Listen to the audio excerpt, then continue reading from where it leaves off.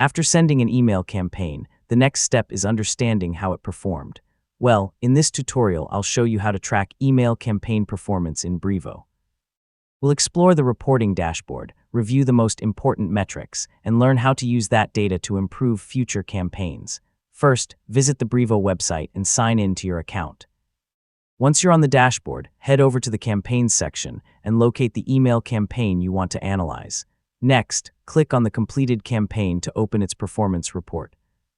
This page gives you detailed statistics about how your email performed after it was sent. Depending on your account, you may also have access to additional reporting features. Now review the key performance metrics. Pay close attention to your delivery rate, open rate, click rate, unsubscribe rate, and bounce rate. These numbers tell you how subscribers are interacting with your email and whether your campaign is reaching the right audience. After that, take a closer look at subscriber engagement. Review which links received the most clicks, how readers interacted with your content, and whether certain calls to action performed better than others. This information can help you create stronger campaigns in the future.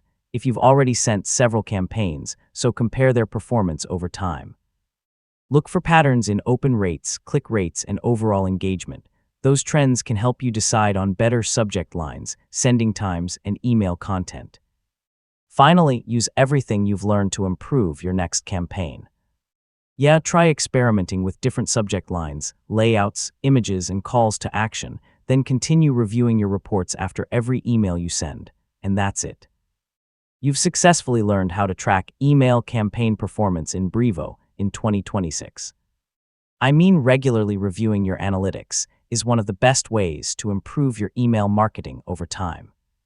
If this guide helped you, don't forget to like the video and subscribe for more Brevo tutorials and email marketing tips.